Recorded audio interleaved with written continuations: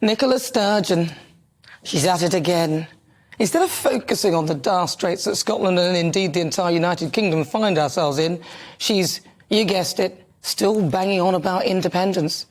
She's complaining that Liz Truss has not apparently called her since becoming Prime Minister. She said the snub was absurd and unprecedented. But whilst I do agree Liz should call, I can imagine it would be a pretty dull conversation, timing just how long it takes one trick pony Sturgeon to put in a badly disguised dig about independence. No thanks, I think I'd avoid that one as well. I mean, what's the point? You know what she's going to say. My mum just can't stand her. Nicola Sturgeon. She makes my blood boil. Can't she talk about something else? I just can't stand that woman, God forgive me.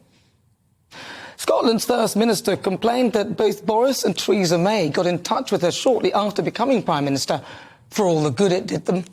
Look at her brushing off Boris's attempt at chivalry.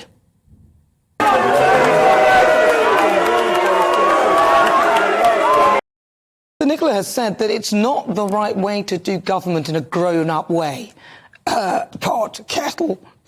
Apparently Liz hasn't phoned overzealous mask mandate Mark Drakeford either.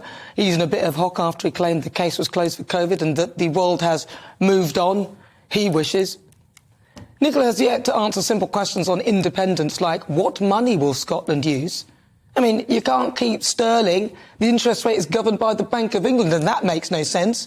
And if you can't answer simple questions like that, how can you expect the Scottish people to go along with your plan? She said that the pound was as much Scotland's currency as it was the currency of the rest of the United Kingdom.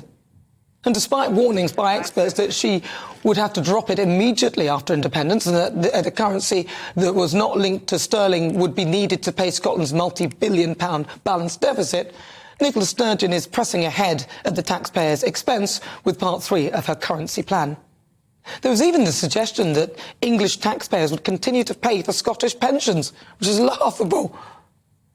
And the SNP are now running scared of the Labour Party. Their deputy leader, Keith Brown, in their conference, which starts today, is apparently going to call Sir Keir Starmer another Tony Blair.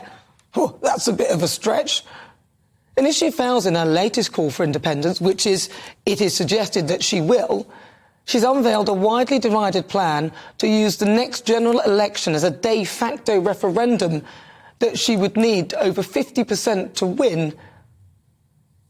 You can't blame her for focusing on independence, though, can you? I mean, the level of poverty in the east of Glasgow is apparently one of the worst in Europe. The attainment gap between rich and poor children is as wide as ever, and Scotland's still the drug death capital of Europe. Yes, I'd probably give all that a swerve as well.